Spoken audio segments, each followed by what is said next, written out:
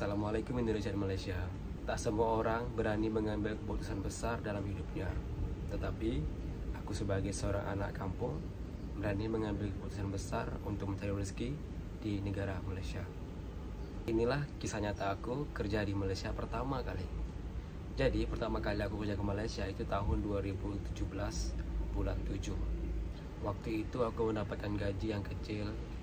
Kemudian seiring berjalannya waktu, gaji semakin naik sehingga 1.300. Waktu itu kerajaan Malaysia yang buat aturan. Sedangkan sekarang kerajaan Malaysia buat aturan untuk gaji TKI 1.700. Jadi dari 1.300 waktu itu sampai sekarang 1.700. Dan biasanya gaji ini akan naik setiap tahunnya, teman-teman. Jadi untuk warga Indonesia yang kerja di Malaysia jadi lebih untung karena gaji semakin naik setiap tahunnya. Jadi teman-teman, waktu sekolah SMA itu aku mendaftar SBMPTN, kuliah yang beasiswa kerajaan yang bayar. Tetapi waktu itu saya ada dua planning. Jika saya tidak lulus SBMPTN maka saya akan kerja di Malaysia. Dan ternyata saya tidak lulus SBMPTN. Walaupun sedih, tapi mengingat ekonomi keluarga saya pun waktu itu sangat-sangat kurang. Jadi saya, kalau saya kuliah nanti orang tua saya jadi terbeban. Jadi saya kasihan banget kepada orang tua. Jadi saya tidak mau menyusahkan mereka dan saya akhirnya berangkat kerja ke Malaysia ikut dengan saudara.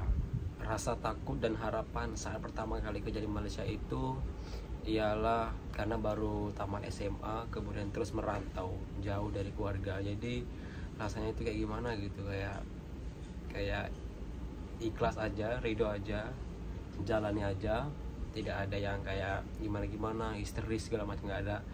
Ya follow aja step by step kehidupan di hari pertama, kedua, ketiga sampai saya pulang ke Indonesia.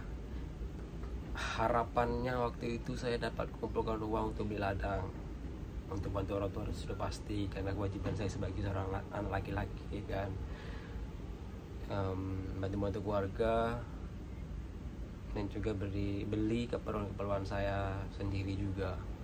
Tantangan pertama waktu kerja di Malaysia itu ialah yang paling pertama kali, karena kita bekerja di Malaysia, walaupun bahasa kita hampir sama, bahasa Indonesia dan juga bahasa Melayu di Malaysia, tetapi tidak seperti yang kita pikirkan, tidak seperti yang kita tengok dekat film Upin Ipin dekat TV. Enggak seperti itu teman-teman. Ternyata di Malaysia ada logat-logat setiap orang ataupun setiap daerah. Contoh macam kita ngomong bahasa Indonesia di Medan, di Jakarta kan beda. Kalau di Medan kan cantik kali, betul aja lo kau, masa gitu. Kalau di Malaysia, kalau di Jakarta kan kayak gue nggak apa-apa, lo kenapa gitu-gitu aja, nggak apa-apa dong, cantik banget sih. Itu Jakarta. Jadi di Malaysia pun juga gitu.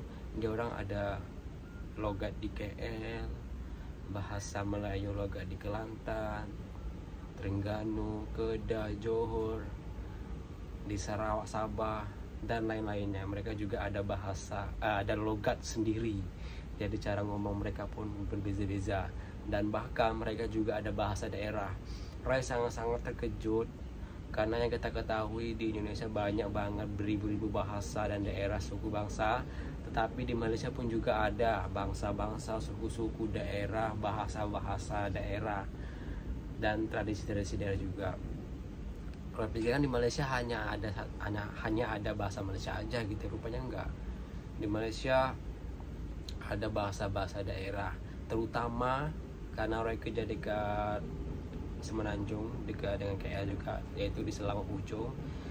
Banyak orang Kelantan. Jadi Kelantan itu ialah bahasa yang paling pertama, maksud saya bahasa daerah di Malaysia yang paling pertama yang saya kenal.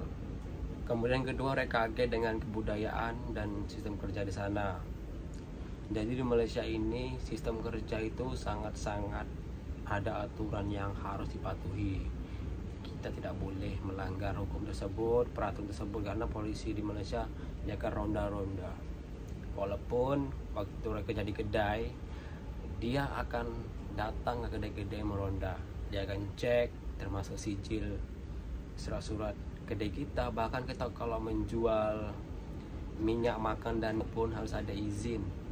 Kita nggak bisa jualan minyak kayak Indonesia, jual minyak dalam botol-botol tuh nggak boleh, karena udah ada tempat dia sel ataupun Petronas. Kalau Indonesia macam Pertamina gitu, langsung situ, dan harganya murah. Kalaupun kita mau beli botol besar gitu atau mau beli banyak gitu, dia kalau nggak salah ada surat-suratnya yang harus kita buat dulu supaya resmi kan. Kemudian kebudayaan sana tuh berbeda dengan Indonesia, di mana di sana itu tidak boleh yang melakukan hal-hal yang aneh-aneh. Mereka tertib dengan aturan mereka. Nggak bisa kalau di Indonesia kan di Malaysia nggak bisa, aturannya sangat-sangat dijunjung tinggi. Kita nggak bisa sembarangan. Contoh macam Roy kerja di Malaysia kan, orang Malaysia itu kalau mau bayar di counter dia beratur tuh, tanpa disuruh dia beratur. Sedangkan waktu itu ada orang-orang bahkan nyelek-nyelek kalau mau bayar tidak mengikuti aturan. Bukan Roy menjelek-jelekan, ini pengalaman Roy ya, bukan Roy menjelek-jelekan. Namanya juga manusia, ada kesilapan, dan yalah manusia ada kesilapan kan. Jadi mau gimana lagi gitu. Pokoknya pengalaman Roy itu orang Malaysia tanpa disuruh-suruh dia beratur, dia tertib, dia nggak bisa suka-suka hati, dia tertib. Yang ketiga ialah rindu kampung halaman. Ini sudah pasti teman-teman, dimana kampung ini setiap tahun berubah. Ada yang dulu tanah kosong sekarang malah jadi rumah, dulu ladang sekarang jadi rumah. Pokoknya suasana kampung udah berubah, terutama kalau kita raya itu rindu banget suasana kampung. Kemudian kalau masalah kerja, namanya kerja pasti capek ya teman-teman. Artis aja pun walaupun nyanyi di TV ataupun dia menjadi di TV, jadi host pun juga capek. Kerja kantoran pun dulu gini pun juga capek teman-teman. Jadi semua pekerjaan itu capek. Cuman kita harus bersyukur dan pinter-pinter mengatur pekerjaan kita supaya nggak capek banget, down. Kita harus ada refreshing untuk diri sendiri juga, menghibur diri sendiri. Titik balik dan semangat baru. Jadi teman-teman, seiring berjalannya waktu, saya udah mulai sedikit-sedikit belajar bahasa Malaysia, bagaimana cara mereka orang Malaysia beli barang, bertanya, ngobrol dan lain-lain. Bahkan bagaimana orang Malaysia marah kita tahu. Kemudian sedikit-sedikit juga belajar bahasa daerah Kelantan. Kemudian uang gaji saya semakin lama makin naik dan cukup untuk membantu keluarga di rumah dan juga menabung untuk membeli tanah yang saya impikan. Nah, contoh bahasa Kelantan tuh kayak gini teman-teman. Kawe suka kecek kelate, tapi kawe tak pandai mana pun. Kawe suka makan nasi kelate, sebab kelate banyak niago-niago tapi jale, niago nasi dage, kue lepak tike. Kalau boleh poso ke banyak betul orang kelate niago tapi jale, niago bazar. Macam-macam kuih ada. Kawe suka sungguh-sungguh makan kelate, sedap. Kawe suka makan budu, tapi kalau kawe makan budu, kawe kena letak 5 nipis, letak lada merah, letak pauh muda, dengir, letak durian, baru sedap.